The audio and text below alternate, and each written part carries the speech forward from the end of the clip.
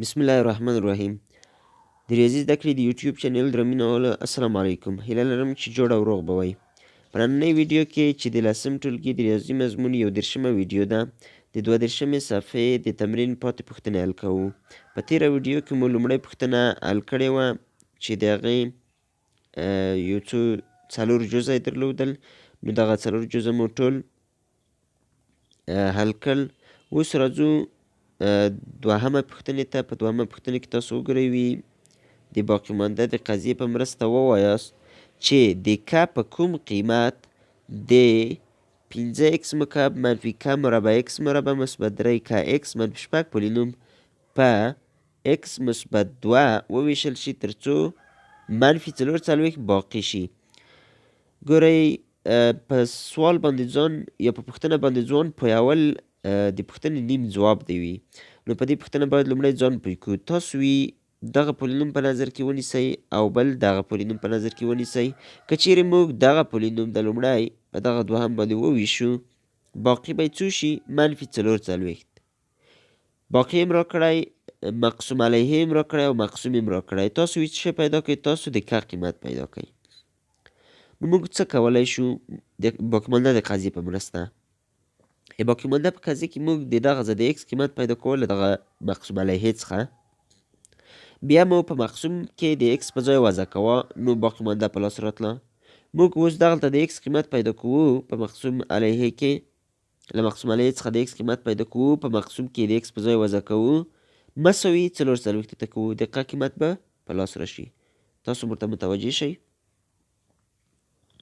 پولینوم دی 5x مکعب منفي ک مربع x مربع مثبت 3 kx منفي 6 او مقسوم علیه چې دی x مثبت 2 دی. باقی مانده یا رمیندر چې دی منفي 4 دی. تاسو ک پیدا کړئ. لومړی له دې ځای د x قیمت پیدا کړم، دا مساوي 0 ته کړم، x مساوي شي 2 چې دې طرف ته د مساوات وړ و منفي 2 کېږي. د x قیمت پیدا شو. اوس راځو دغه د x قیمت دلته وضع کوو، بیا مساوي څو ته کوو؟ مساوي منفي 4 ته. نو راځم دلته وضع کړم 15 ضرب د منفي 2 کل مکعب منفي ک مربع خپله د x په ځای لیکم منفي 2 کل مربع منفي 3 ک خپله د x په ځای لیکم منفي 2 او منفي 6 هم خپله مساوي څو ته؟ منفي 4. اوس وګورئ دغه منفي 2 چې مکعب کړم منفي 8 کېږي. منفي 8 ضرب د 15 منفي 40. دلته وګورئ منفي 2 چې مربع کړم مثبت 4 کېږي. مثبت 4 ضرب د منفي ک مربع منفي 4 ک مربع.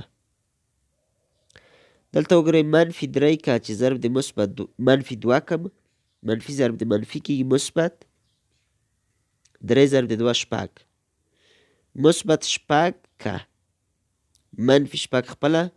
دغه 4 د دې لپاره چې د 6 سره جمع یا تفریق شي د مساواتو چپ طرف ته راړم، نو شي به مثبت 4 مساوي 0 ته. 4 مو چې د مساواتو چپ طرف ته راوړل په ځای 0 پاتې شو. دا وګورئ منفي 40 ثابت عدد دی، منفي 6 ثابت دی، مثبت 4 ثابت دی. جمع او تفریق کوو یې. وګورئ منفي 40 او منفي 6 هم علامه دي، جمع کېږي منفي 4 منفي 4 او مثبت 4 منفي 2. نو موږ لیکو چې منفي 4 ک مربع مثبت 6 ک منفي 2 مساوي 0 ته. وګورئ د دوی ټوله علامې منفي دي. د دې لپاره چې موږ وکولی شو چې دغه علامې څنګه کو مثبت کو ترڅو محاسبه اسانه شي. که مثبت یې نه کو بیا هم کوم مشکل نه لري، خو مثبت کول د دې لپاره ښه دي چې محاسبه اسانه کیږي. تاسو متوجه شئ دلته یو اشتباه شوې ده. وګورئ مثبت 3 که دي، مثبت 3 که اکس ما منفي 3 که د اکس په ځای مې منفي 2 وضع کړي. نو دغه په حقیقت کې څو دی؟ دا په حقیقت کې مثبت دی. مثبت چې شي مثبت 3 که ضرب د منفي 2 کېږي مثبت منفي 6 که. صحیح ده؟ یعنې دغه کېږي منفي 6 که، مثبت نه بلکې منفي 6 که. هلته چې منفي 6 که شو دغه لاندې هم دغلته هم منفي 6 که کېږي. د 6 که علامه یوازې فقط اشتباه شوې وه، په بښنې سره دا منفي 6 که شو. اوس د دې لپاره چې محاسبه مو اسانه شي موږ دواړه طرفونه په منفي 1 کې ضربوو. ضرب د منفي 1 د مساواتو قانون دی چې دواړه طرفه یې په عین عدد کې ضرب کې هېڅ تغییر نه پکې راځي. نو دا به شي دغه چې ضرب د منفي 1 کم کېږي مثبت 4 که مربع، مثبت 6 که، منفي 6 که چې په منفي 1 کې ضرب کې مثبت 6 که او مثبت 2 مساوي منفي 0 منفي 1 ضرب د 0 کېږي 0. دغه یوه معادله په لاس راغله، دومه درجه یو مجهوله معادله، یو مجهول لري چې هغه که ده او درجه یې څو ده؟ 2 ده. دغه معادله چې په لاس راغله دا معادله اوس موږ باید حل کړو. تاسو ښه ورته متوجه شئ څنګه کولی شو دغه معادله موږ حل کړو. نو معادله څه شی شوه؟ معادله ده 4 که مربع مثبت 6 که مثبت 2 مساوي 0 ته. د دومه درجه یو مجهوله معادلې د حل لپاره موږ فرمول لرو. فرمول مساوي دی وي اکس مساوي کېږي یا هغه مجهول چې هر څه وي منفي بي مثبت منفي جذر د دلتا تقسیم د 2a. دا فرمول دی او دلتا دلته څه ده؟ دلتا مساوي ده منفي بي مربع مثبت 2 مثبت 4a وبخښئ دغه منفي بي مربع نه بلکې بي مربع دی، خالی بي مربع، بي مربع منفي 4ac. دا د دلتا قیمت شو. د دغه فرمول په واسطه موږ کولی شو چې دغه ځای څخه د که قیمت پیدا کړو. څنګه چې مجهول دلته که دی په دې معادله کې موږ دغلته د اکس په ځای څه شی لیکو؟ د اکس په ځای موږ دلته که لیکو.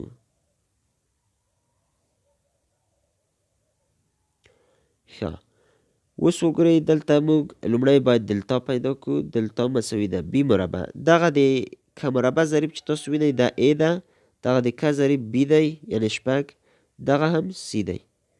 ښه اوس څنګه پیدا کوو؟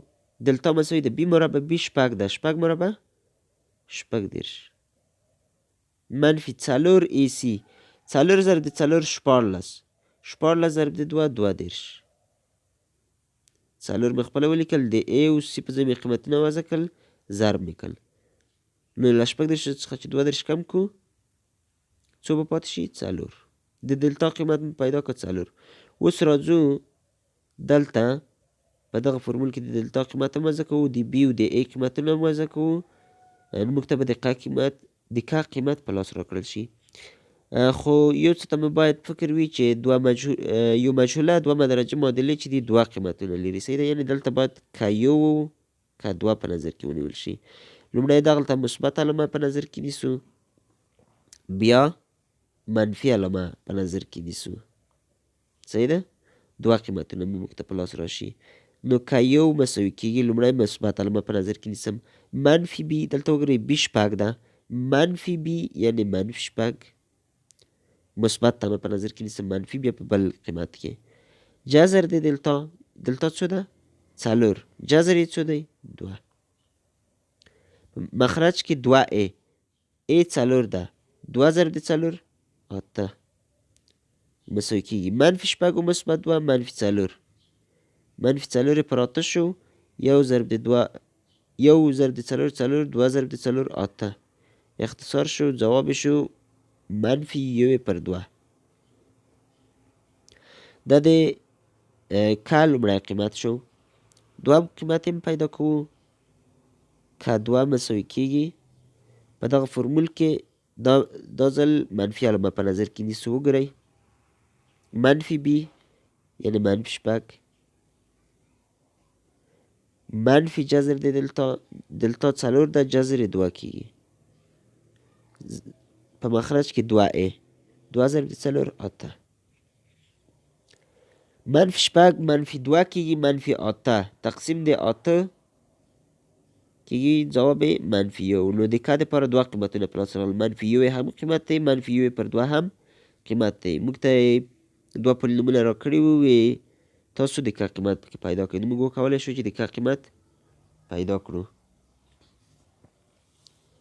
ورپسې درېیمې پوښتنې ته متوجه شئ. تاسو په درېیمه پوښتنه کې وینئ وایي د کا په کوم قیمت د 2 کا مربع وای په توان د 4 منفي 4 وای مربع مثبت یو پولینوم په وای منفي 1 پر 2 باندې وویشل شي تر څو باقي 2 شي. هماغه د تېرې پوښتنې په شان دی.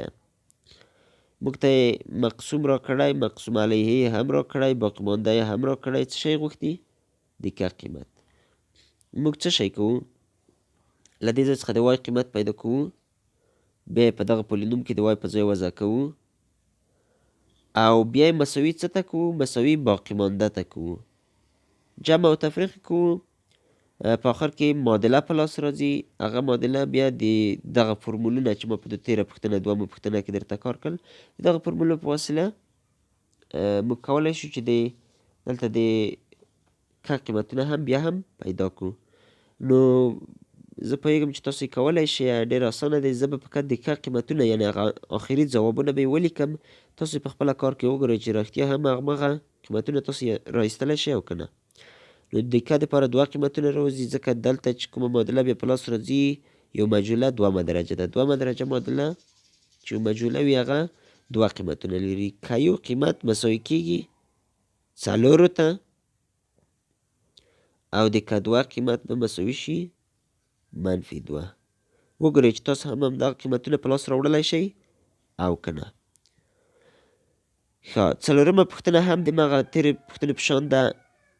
ام مربع اکس په توان د 4 منفي لس اکس مربع مثبت 2 پولینوم که په اکس منفي 1 پولینوم باندې وویشل شي باقي 11 وي. تاسو د ام قیمت پیدا کړئ. دلته که وه یوازې دلته د که په ځای ام دی مجهول فرق لري فقط.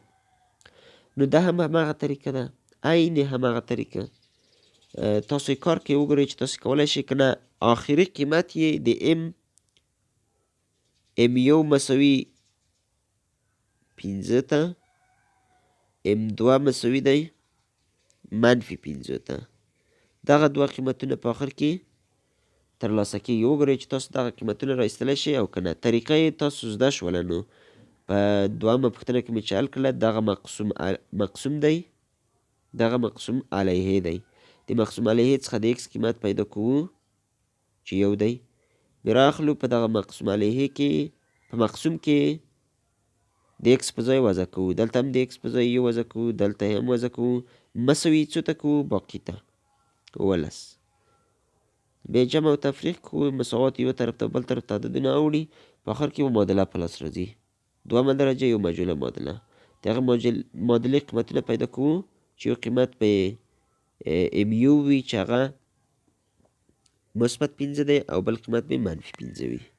تاسو له ځان سره کار کوئ. که څه مشکل و نو په واتساپ کې ماته رالیږلی شئ. تر آینده درس پورې مو په الله سبحانه وتعالی سپارم.